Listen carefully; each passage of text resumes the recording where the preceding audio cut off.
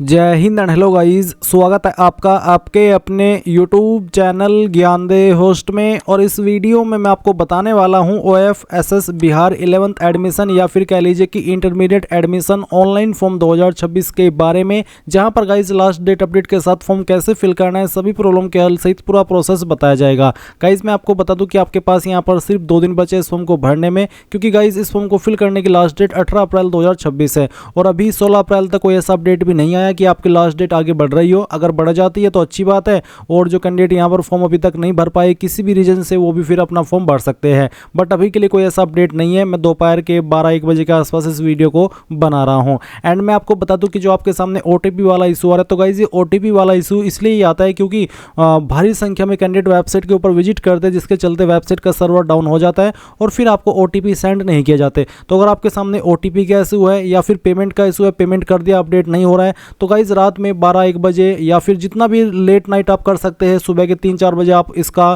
Form को fill करने का कोशिश करना एंड पेमेंट करने की कोशिश करना। तब आपको मुझे लगता है कि इस तरह का कोई एरर नहीं आएगा और आपका जो फॉर्म है वो स्मूथली फिल कर पाएंगे। एंड गाइस कुछ कैंडिडेट को ये भी सवाल था कि सर मैं लॉगिन कैसे करूँ, तो आप यहाँ पर देख सकते हैं जहाँ से आप फॉर्म भरते तो आपको यहाँ पर पोर्टल लॉगिन का जो ऑप्शन है वो देखने को मिल जाता है। आप यहाँ पर आपका यूजर नेम, पासवर्ड और कैप्चर कोड डाल करके लॉगिन कर सकते हैं। आप देख सकते हैं पोर्टल लॉगिन है और स्टूडेंट लॉगिन है। अगर पोर्टल लॉगिन में आप लॉगिन नहीं कर पा रहे तो आपको स्टूडेंट लॉगिन वाले सेक्शन के ऊपर क्लिक करना है और यहाँ से लॉगिन कर लेना है। चलिए अब मैं आपको बताता हूँ कि कैसे आपको शुरू से लेकर आखिर तक इस फॉर्म को भरना है। गाइज अगर आपने अभी तक भी वीडियो को लाइक शेयर नहीं किया हो तो कर दे और चैनल को जरूर सब्सक्राइब कर लेना। एंड जो लिंक वीडियो को डिस्क्रिप्शन में दिया है आप ओपन करेंगे, आपके सामने यहाँ पर इस फॉर्म की जानकारी आ जाएगी। यहाँ पर आ जाने के बाद में गाइज आप क्या करेंगे, आपको इसमें जानने को मिलेगा कि 10वीं पास कैंडिडेट अप्लाई कर सकते हैं। फीस यहाँ पर सभी कैटेगरी कैंडिडेट के लिए 350 रुपये रखी गई है। एंड इसमें अप्लाई करने के लिए जैसे कि मैंने कहा कि सिंपल 10वीं मांगी है। तो ये सभी इन्फॉर्मेशन चेक करते हुए आपको यहाँ पर इंपॉर्टेंट लिंक के सेक्शन में आना है और अप्लाई ऑनलाइन लिंक ओपन करना है। नाउ आपके सामने ये पोर्टल आ जाएगा जहाँ से आपको फॉर्म भरना है। यहाँ पर आ जाने के बाद में अगर आप इसका जो प्रोस्पेक्ट्स है यानी कि जो आपका नोटिफिकेशन है वो देखना चाहते हैं तो आप यहाँ पर इसको हिंदी लैंग्वेज के अंदर रीड कर सकते हैं अगर आपको करना है। एंड यहाँ पर अभी बात हो रही है फॉर्म भरने की, तो आप फॉर्म कैसे भरेंगे वो जान ले। जब आप यहाँ पर आ जाए तो आपको common application form for admission in intermediate colleges and schools, इसके ऊपर क्लिक करना है। इसके ऊपर क्लिक करने के बाद आपको यहाँ पर कुछ इंस्ट्रक्शंस दिए। पहला इंस्ट्रक्शंस तो यही है कि OFSS के माध्यम से आप एक आवेदन पत्र के माध्यम से विभिन्न कॉलेज में 20 विकल्प चुन सकते हैं। यानी कि आप एक ही फॉर्म से यहाँ पर 20 स्कूल के अंदर जो विकल्प है वो चुन सकते हैं। साथ ही कहा है कि आप ऑनलाइन आवेदन पत्र के माध्यम से 20 विकल्प विभिन्न कॉलेज में आवेदन दे सकते हैं। अपने विकल्पों का चुनाव अपनी वरीयता सूची के अनुसार करें। यानी कि जो आप यहाँ पर विकल्प चुनेंगे वो आपकी जो वरीयता सूची है, एलिजिबिलिटी सूची है, उसके अकॉर्डिंग करेंगे। इसके अलावा जो अन्य इंस्ट्रक्शंस है ये भी आपको एक बार पढ़ लेने हैं। अब जब आप यहाँ पर इन सभी को पढ़ ले तो आपको यहाँ पर टिक करना है और आवेदन करने हेतु यहाँ क्लिक करें, इसके ऊपर क्लिक कर देना है। देन आपके सामने मेन जो फॉर्म है वो ओपन होकर के इस तरह से आ जाएगा जैसे कि आप वीडियो में देख सकते हैं। तो अब आपको जान लेना कि कहाँ पर क्या जानकारी भरनी है। सबसे पहले यहाँ पर दिया है कि विद्यालय परीक्षा बोर्ड का नाम। तो यहाँ पर आपका जो परीक्षा बोर्ड है वो कौन सा है। सभी स्टेट के जो बोर्ड है वो एलिजिबल है इसमें, तो आपका जो भी बोर्ड है वो आप सिलेक्ट कर लीजिए। मेनली इसमें बिहार बोर्ड वाले भरेंगे तो मैं यहाँ पर BSEB बिहार सिलेक्ट कर लेता हूँ। फिर आता है ईयर ऑफ पासिंग, यानी कि किस साल के अंदर आपने आपकी जो क्वालिफिकेशन है वो पास की है। आपको यहाँ पर शुरुआत में ही बोल दिया कि आपने किस शिक्षा बोर्ड से 10वीं परीक्षा उत्तीर्ण की है। एडमिट कार्ड के अनुरूप परीक्षा वर्ष एवं रोल नंबर भरे। Name of the board from which you have passed the 10th exam. यहाँ पर जो आप इन्फॉर्मेशन भर रहे हैं आपकी 10वीं की इन्फॉर्मेशन आप भर रहे हैं, तो आपको यहाँ पर बताना है कि कौन से बोर्ड से पास की है और फिर बताना है कि किस साल के अंदर आपने आपकी जो 10वीं है वो पास की है। उसके बाद में यहाँ पर पूछा एनुअल, आपका जो पास करने का तरीका कौन सा है, एनुअल है या फिर कंपार्टमेंटल यानी कि पूरक परीक्षा। तो जो भी है वो आप सिलेक्ट कर लेना। उसके बाद जो आपकी डेट ऑफ बर्थ है वो आप सिलेक्ट करेंगे, पहले डे, फिर आपका यहाँ पर मंथ और उसके बाद में जो भी ईयर है वो आप यहाँ से सिलेक्ट कर लेना। मैं ये डेमो के लिए फिल करके दिखा रहा हूँ। इसके बाद आप देखेंगे रोल कोड, तो जो आपका रोल कोड है वो आप यहाँ पर डालेंगे और फिर जो आपका रोल नंबर है वो भी आप यहाँ पर डाल देंगे। उसके बाद में गाइज ऑटोमेटिकली आपका नाम, फादर नेम, मदर नेम यहाँ पर फैच कर ले जाएगा, जिसमें कि आप 2-3 पॉइंट में उसको देख सकते हैं। इसके बाद आप देखेंगे अपलोड योर फोटो। आपको यहाँ पर आपका फोटो अपलोड करना है, जो कि आप PNG फॉर्मेट में भी कर सकते हैं, JPEG में भी और JPG में भी, यानी कि JPEG और JPG दोनों यहाँ पर एप्लीकेबल है। तो क्या करें करेंगे, चूज फाइल इसके ऊपर क्लिक करेंगे और जहाँ पर भी आपकी फोटो फाइल है सेलेक्ट करेंगे और ओपन कर लेंगे। इस तरह से यहाँ पर आपका जो फोटो है वो आ जाएगा। अब आप यहाँ पर बाकी की इन्फॉर्मेशन भरेंगे। तो यहाँ पर बोला है कि बोर्ड परीक्षा में प्राप्तांक विषयवार नीचे लिखे हैं। साथ ही कहा है कि यदि आवेदक ने बिहार बोर्ड के अलावा किसी अन्य बोर्ड से 10वीं पास किया है तो यहाँ अपना प्राप्तांक अवश्य भरें, यानी कि जो नंबर आपको प्राप्त हुए वो जरूर भरने अगर आपने आपकी 10वीं बिहार बोर्ड के अलावा किसी अन्य बोर्ड से पास किया है। साथ ही कहा है कि जिस आवेदक ने 10वीं की परीक्षा बिहार बोर्ड से उत्तीर्ण की है उन विद्यार्थियों को अपने प्राप्तांक भरने की आवश्यकता नहीं है, यानी कि जिन्होंने बिहार बोर्ड से अपनी 10वीं पास की है उनको यहाँ पर अपने जो नंबर प्राप्त हुए वो भरने की आवश्यकता नहीं है।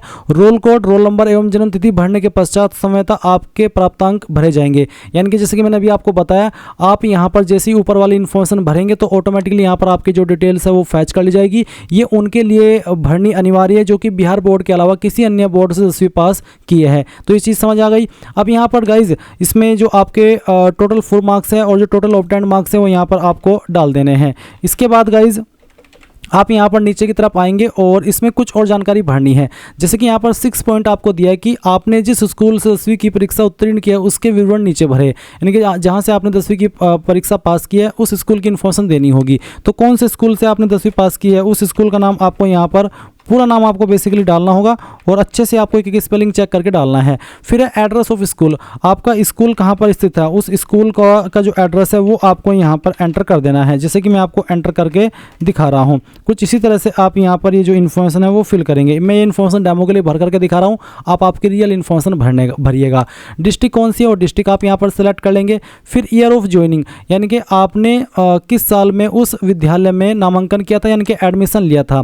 अगर आपको बेसिकली पता ही हो कि कौन से साल के अंदर आपने उस साल उस स्कूल में एडमिशन लिया था, वो आपको यहाँ पर सिलेक्ट करना है।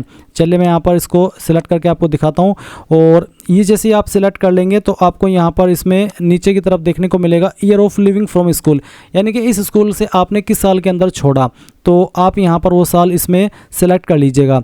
तो हम यहाँ पर वो सिलेक्ट कर लेते हैं। उसके बाद में आपसे पूछा कि क्या आपने 10वीं की परीक्षा कस्तूरबा गांधी आवासीय बालिका छात्रावास में रहते हुए उत्तीर्ण की है, यानी कि जो आपकी 10वीं है क्या वो आपने जो कस्तूरबा गांधी आवासीय बालिका छात्रावास होता है उसमें रहते हुए पास की है। अगर हाँ तो यस, नहीं तो आप नो ही रहने देंगे। फिर यहाँ पर पर्सनल डिटेल पूछिए, तो आपको आपका जेंडर सेलेक्ट कर लेना है, मदर टंग यानी कि मातृभाषा कौन सी है आपकी वो सेलेक्ट कर लेना है, नेशनलिटी इंडियन रहेगी, रिलीजन आपका क्या है वो रिलीजन आपको यहाँ पर सेलेक्ट कर लेना है। फिर ब्लड ग्रुप आपका क्या है वो आप यहाँ पर सेलेक्ट कर लेंगे। ब्लड ग्रुप अगर आपको नहीं पता तो आप इसको खाली छोड़ सकते हैं, और अगर आपको पता है तो आप यहाँ पर उसको सेलेक्ट कर लेना।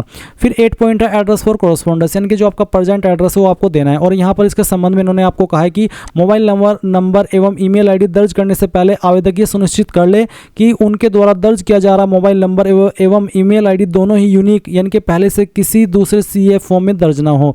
साथ ही एवं आवेदक द्वारा ही वर्तमान में इस्तेमाल किया जा रहा हो, क्योंकि भविष्य में नामांकन संबंधित सारी सूचनाएं आवेदक को उनके द्वारा दर्ज यूनिक मोबाइल नंबर ईमेल पर दी जाएगी। बेसिकली कहा है कि जो आप मोबाइल नंबर और ईमेल आईडी यहाँ पर भरेंगे वो पहले से किसी और ने सेम फॉर्म के अंदर यूज ना कर ली हो, और साथ ही जो ईमेल आईडी और नंबर आप भर रहे हैं उसका एक्सेस आपके पास हो, आप उन्हें यूज करते हो, क्योंकि यहाँ पर आपको जो भी आगे इसके संबंध में मैसेज या ईमेल आएंगे वो इसी पर आएंगे, इसलिए चीज़ आपको ध्यान रखनी है। तो पहले तो आप यहाँ पर आपके एड्रेस में जो भी आपका स्टेट है वो सिलेक्ट कर लेना है।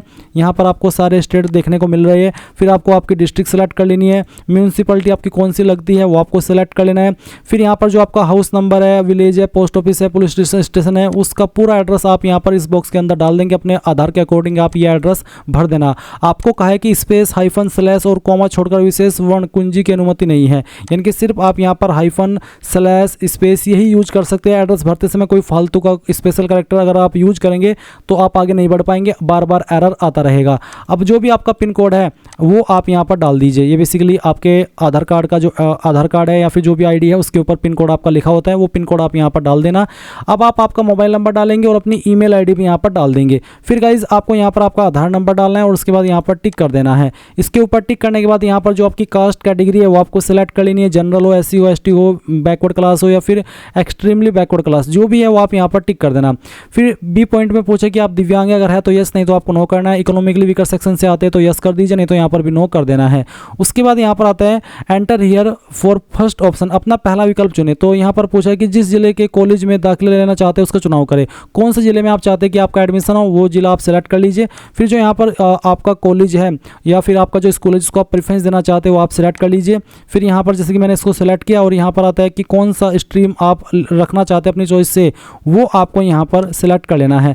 फिर पूछा है कि क्या आप अन्य कॉलेज में और विकल्प भरना चाहते हैं। अगर आपको एक ही कोई प्रेफरेंस देनी है तो आप यहाँ पर इसमें नो कर सकते हैं। अगर आपको और भी कॉलेज को प्रेफरेंस देनी है तो आप यहाँ पर यस करके सेकंड ऑप्शन के ऊपर क्लिक करेंगे और अगेन यहाँ पर आप जो आपका डिस्ट्रिक्ट है, जिस डिस्ट्रिक्ट के अंदर आप एडमिशन चाहते हैं वो सेलेक्ट करेंगे। फिर उसका जो स्कूल है वो सेलेक्ट कर लेंगे और स्कूल सेलेक्ट करने के बाद में यहाँ पर आपको आपका जो स्ट्रीम है वो भी सेलेक्ट कर लेना है। फिर इसी प्रकार से थर्ड ऑप्शन, जैसे कि मैंने वीडियो की शुरुआत में कहा था कि आप मैक्सिमम 20 स्कूल को प्रेफरेंस दे सकते हैं, तो आपको यहाँ पर आपकी चॉइस के अकॉर्डिंग इस तरह से ये प्रेफरेंसेस दे देनी है। जैसे कि मैं यहाँ पर आपको दे करके दिखा रहा हूँ। आप यहाँ पर पहले डिस्ट्रिक्ट सेलेक्ट कीजिए, फिर स्कूल सेलेक्ट कीजिए, उसके बाद में यहाँ पर स्ट्रीम सेलेक्ट कर लीजिए। फिर अगेन एक और विकल्प के ऊपर अगर आपको प्रेफरेंस देनी है तो आप यहाँ पर वो सेलेक्ट कीजिए, उसके बाद में स्कूल को सेलेक्ट कर लेना है और फिर यहाँ पर स्ट्रीम सेलेक्ट कर लेना है। और अगर आपको और भी प्रेफरेंस देनी है तो आप अगेन इसी प्रकार से डिस्ट्रिक्ट सेलेक्ट करेंगे, फिर यहाँ पर स्कूल को सेलेक्ट करेंगे, फिर यहाँ पर जो स्ट्रीम आप रखना चाहते हैं वो सेलेक्ट करेंगे। तो इसी प्रकार से आप मैक्सिमम 20 प्रेफरेंस दे सकते हैं। सभी प्रेफरेंस जो कि आपको देनी है, चाहे आप 20 दें या फिर कम दें, आपकी चॉइस है। अब आप यहाँ पर टिक करेंगे इस विकल्प के ऊपर और इसके बाद में आपको क्लिक या to deposit the application fee इसके ऊपर क्लिक करना है। जैसे आप इसके ऊपर क्लिक करेंगे तो आपको पेमेंट के पेज पर ट्रांसफर किया जाएगा और जब आप आपकी फीस पे कर देंगे वो सक्सेसफुल रहेगी तो ही गाइज आपका फॉर्म सबमिट माना जाएगा। एंड गाइज अगर आपको OTP ना आए तो गाइज ऐसे में आपको थोड़ा सा वेट कर लेना है, क्योंकि इस वेबसाइट का सर्वर थोड़ा डाउन सा रहता है। ऐसे में यहाँ पर सर्वर इशू की वजह से आपको कई बार OTP नहीं आता, बट आपको परेशान नहीं होना है। आप OTP प्राप्त कर लेंगे। अगर दिन में नहीं आ रहा तो रात में 12-1 बजे के बाद में या रात को 2-3 बजे फॉर्म को फिल करने की कोशिश करना, उस वक्त सर्वर सही से काम करेगा और आपका OTP भी आएगा, आपका फीस भी सक्सेसफुली जमा होगी और आपका जो फॉर्म का फाइनल प्रिंट आउट है वो भी आप ले पाएंगे। इस तरह से गाइज आप लोग OFSS बिहार 11th या फिर कह लीजिए कि इंटरमीडिएट एडमिशन ऑनलाइन फॉर्म 2026 भर पाएंगे।